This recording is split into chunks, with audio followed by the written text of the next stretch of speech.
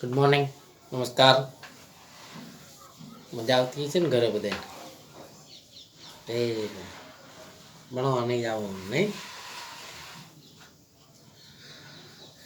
કયું ચેપ્ટર પૈસા છે આપણે? 22મું, બરાબર ને? એમાં છેલ્લો ટોપિક આજે ભણવાનો છે અંતઃસ્ત્રાવોની ક્રિયાવિધિ, બરાબર?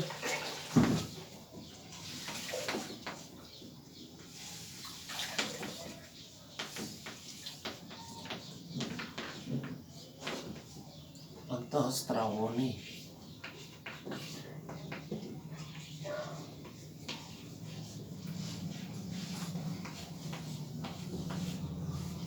ક્રિયાવિધિ, બરાબર.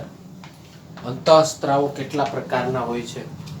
તો કે અંતઃસ્ત્રાવો છે એ 4 પ્રકારના હોય છે, બરાબર. એમાં પહેલો પ્રકાર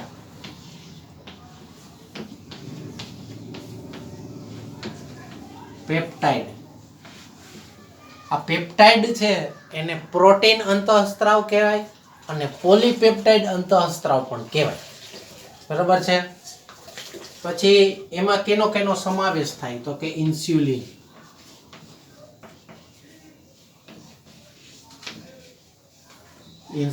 પછી ગ્લુકાગોન, બધું આવી ગયું છે આપણે.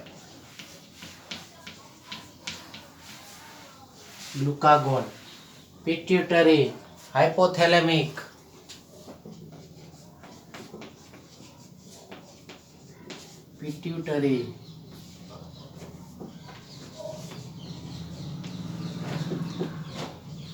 હાઇપોથેલેમિક, બરાબર છે. આ અંતઃસ્ત્રાવો કેવા છે? તો કે પેપ્ટાઇડ અંતઃસ્ત્રાવ છે, બરાબર છે. બીજો પ્રકાર છે એ સ્ટીરોઇડ છે.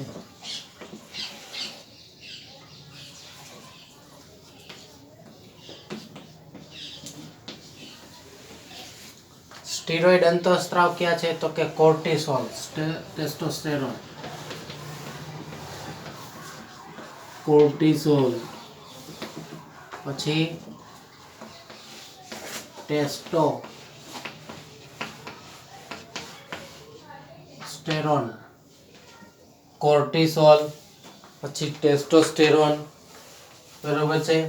પછી પ્રોજેસ્ટેરોન, બરાબર. પછી ઇસ્ટ્રોજન,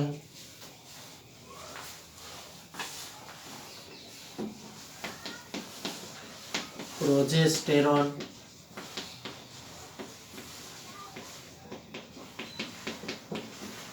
ઇસ્ટ્રોજન, બરાબર.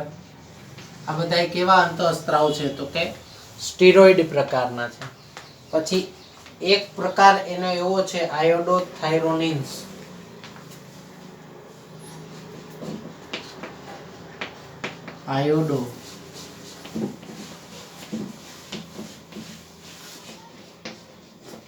થાયરોનિન્સ, બરાબર છે. એમાં કેનો સમાવેશ થાય છે? તો કે થાઇરોઇડ અંતઃસ્ત્રાવનો.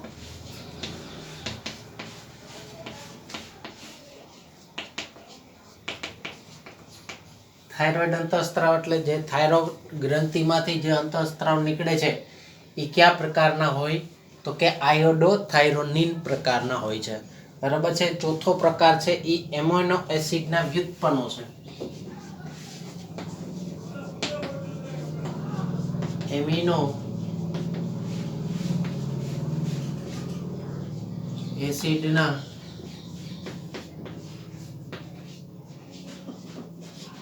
વ્યુત્પન્નો, અને એમાં કેનો સમાવેશ થાય છે? તો કે એપેનેફ્રિન, બરાબર છે. એટલે અંતઃસ્ત્રાવોની આપણે વાત કરીએ તો અંતઃસ્ત્રાવો 4 પ્રકારના છે: પેપ્ટાઇડ, સ્ટીરોઇડ, આયોડોથાયરોનિન્સ અને એમિનો એસિડના વ્યુત્પન્નો. આ 4 પ્રકાર કઈ રીતના પાડવામાં આવ્યો છે? તો કે એ 4 પ્રકાર એનું બંધારણ અને એ કાર્ય કઈ રીતના કરે છે એના આધારે એના 4 પ્રકાર પાડવામાં આવ્યા છે, બરાબર છે. અંતઃસ્ત્રાવોની એક ખાસિયત તમને કહી દઉં કે અંતઃસ્ત્રાવો જે જગ્યાએ ઉત્પન્ન થાય છે એનાથી વિરુદ્ધ જગ્યાએ કાર્ય કરે છે. દાખલા તરીકે માથામાં ઉત્પન્ન થતા હોય, બરાબર ને, તો કાર્ય શરીરમાં કરતા હોય. હવે દાખલા તરીકે માથામાંથી ઉત્પન્ન થયું અને આ હાથમાં એને કાર્ય કરવાનું છે, તો એ આ હાથમાં વહી નથી જતા. આ હાથમાં આવીને પાછું આ આંગળીમાં કાર્ય કરવાનું હોય તો આ આંગળીમાં વહી નથી જતા.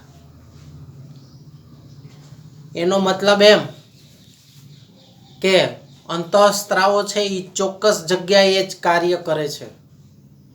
અંતઃસ્ત્રાવો ચોક્કસ જગ્યાએ કાર્ય કરવા માટે એના શરીરમાં વિશિષ્ટ પ્રકારના રિસેપ્ટર આવેલા હોય જે અંતઃસ્ત્રાવોને પકડી રાખે, અંતઃસ્ત્રાવોને પકડી લે. દાખલા તરીકે તમે ઘરેથી નીકળો એટલે તમારે સ્કૂલે જ જવાનું, તો સ્કૂલ એ તમારું રિસેપ્ટર થયું કહેવાય. સમજાણું કાંઈ? ઘરેથી નીકળ્યા એટલે ઘરે અંતઃસ્ત્રાવો બન્યા, પછી અંતઃસ્ત્રાવોને કાર્ય કરવાનું છે સ્કૂલમાં, તો અંતઃસ્ત્રાવો છે એ સ્કૂલના એના રિસેપ્ટર છે એટલે એ ત્યાં જઈને ત્યાં વહી જાય, બરાબર ને. વળી ત્યાંથી છૂટે એટલે પાછા અહીંયા વહી જાય. કહેવાનો મતલબ કે અંતઃસ્ત્રાવો છે એ ચોક્કસ જગ્યાએ કાર્ય કરે છે, બરાબર છે. અંતઃસ્ત્રાવો તેમના લક્ષ્ય કોષ સાથે જ જોડાય છે. અંતઃસ્ત્રાવો તેમના લક્ષ્ય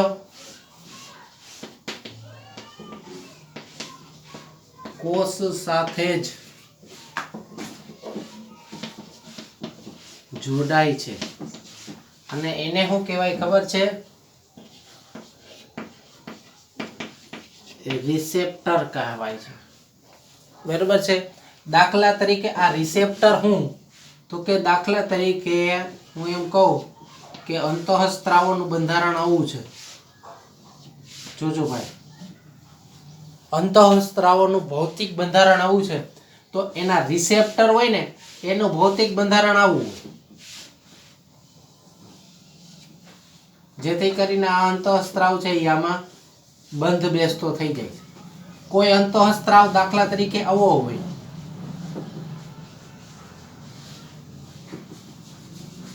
કોઈ અંતઃસ્ત્રાવનું ભૌતિક બંધારણ આવું હોય તો એના રિસેપ્ટર છે એનું ભૌતિક બંધારણ આવું હશે,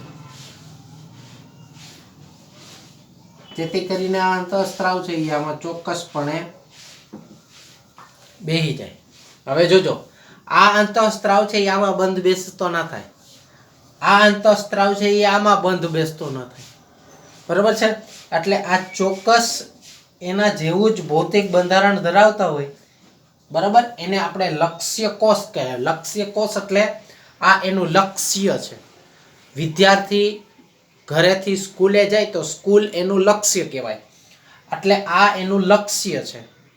લક્ષ્ય પ્રોટીન સાથે એ જોડાય છે એને રિસેપ્ટર કહેવામાં આવે છે.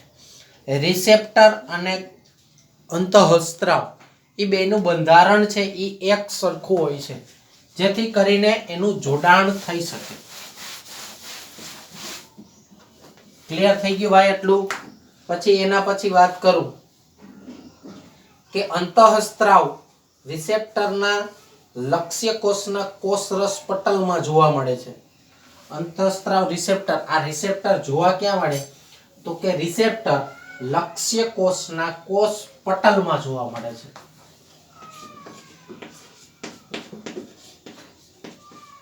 રિસેપ્ટર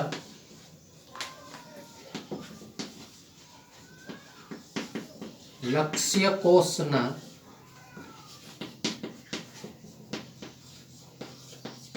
કોષ પટલમાં જોવા મળે છે. અને એને શું કહેવાય ખબર છે? મેમ્બ્રેન બાઉન્ડ રિસેપ્ટર કહેવાય. મેમ્બ્રેન બાઉન્ડ રિસેપ્ટર શું કહેવાય એને?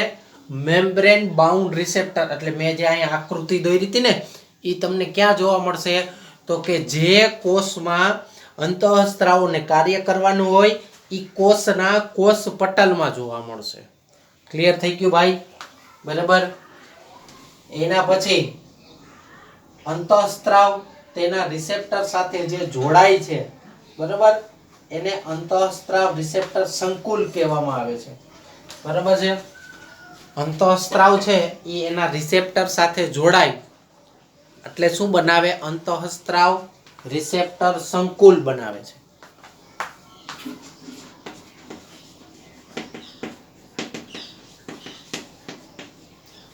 અંતઃસ્ત્રાવ તેના રિસેપ્ટર સાથે જોડાય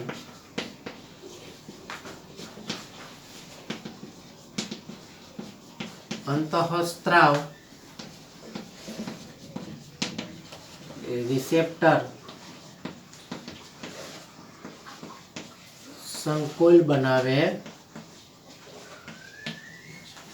શું બનાવે છે? અંતઃસ્ત્રાવ રિસેપ્ટર સંકુલ બનાવે છે. એટલે અંતઃસ્ત્રાવ અને એનું રિસેપ્ટર એ બે જોડાઈને જે રચના બને છે એને શું કહેવાય? અંતઃસ્ત્રાવ રિસેપ્ટર સંકુલ. અંતઃસ્ત્રાવ રિસેપ્ટર સંકુલ બને એટલે પછી ન્યા જે ક્રિયાવિધિ કરવાની હોય અંતઃસ્ત્રાવોનું કાર્ય હતું, ખબર છે ને? એ અંતઃસ્ત્રાવોનું કાર્ય છે ને પછી ચાલુ થાય. દાખલા તરીકે હું એમ કહું કે ટેસ્ટોસ્ટેરોન અંતઃસ્ત્રાવ હોય તો એ શુક્રકોષ જનનની ક્રિયાને આગળ વધારી દે. સ્વાદુપિંડ હોય તો એના જે અંતઃસ્ત્રાવ હોય એ એની ક્રિયાને આગળ વધારી દે. બરાબર છે.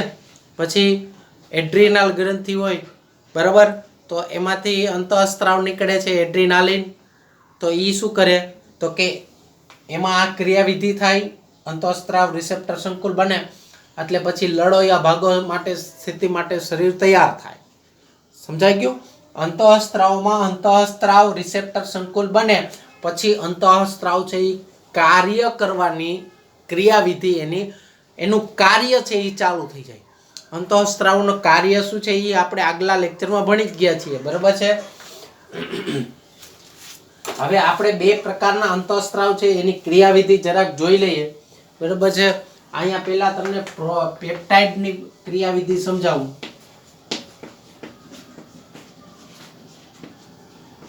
પેપ્ટાઇડ અંતઃસ્ત્રાવ કાર્ય કઈ રીતના કરે, બરાબર છે. દાખલા તરીકે મેં અહીંયા અંતઃસ્ત્રાવ લીધો છે એ FSH છે, ફોલિકલ સ્ટિમ્યુલેટિંગ હોર્મોન. FSH, બરાબર છે. અને એનું બંધારણ આવું કંઈક છે.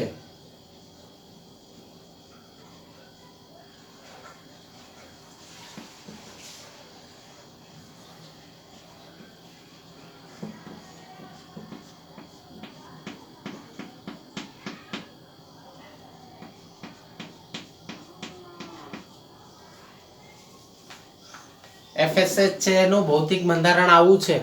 બરાબર છે. હવે પેપ્ટાઇડ અંતઃસ્ત્રાવ અને સ્ટીરોઇડ અંતઃસ્ત્રાવ એમાં બેમાં તફાવત શું છે એ હું તમને સમજાવું છું. બરાબર. દાખલા તરીકે FSH છે એ કાર્ય કેના ઉપર કરે? તો કે અંડપિંડ ઉપર. તો અંડપિંડનું પટલ હું અહીંયા દર્શાવું છું.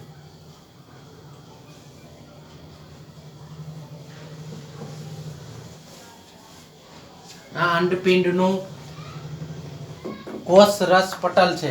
બરાબર છે. અંડપિંડનું કોષ રસ પટલ અથવા કોષ રસ સ્તર પણ તમે એને કહી શકો.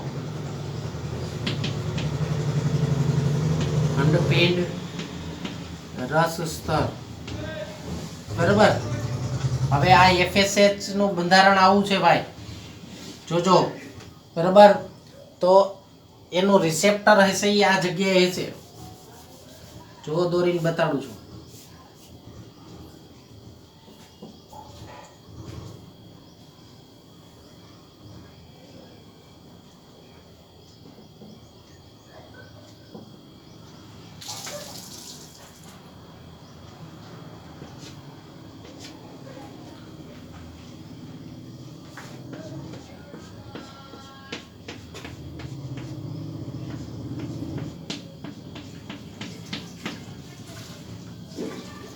જોજો હવે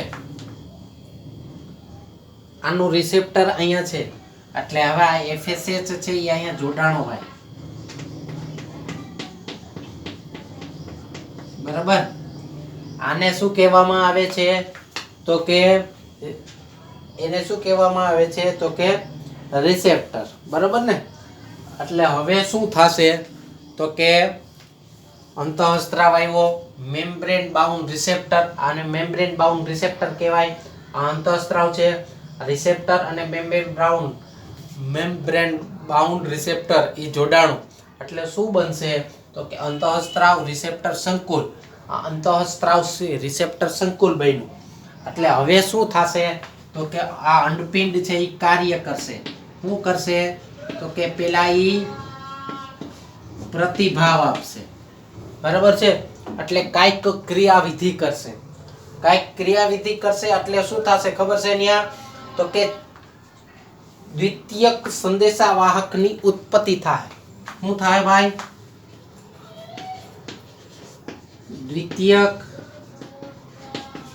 સંદેશાવાહકની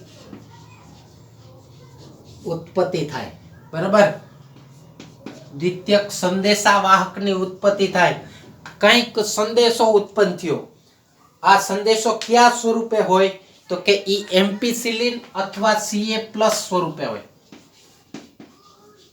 AMP અથવા Ca2+ સ્વરૂપે હોય બરાબર છે ઈ સંદેશો કયા સ્વરૂપે કયા રસાયણ સ્વરૂપે હશે તો કે કાઈ એમ્પિસિલિન અને એમ્પિસિલિન કહેવાય અને કાઈ કયા સ્વરૂપે હશે તો કે Ca+ સ્વરૂપે દ્વિતીયક સંદેશાવાહક રસાયણ ઉત્પન્ન થશે સંદેશાવાહકની ઉત્પત્તિ થશે એટલે શું થશે ખબર છે જૈવ રાસાયણિક પ્રતિભાવો મળશે શું મળશે જૈવ રાસાયણિક પ્રતિભાવ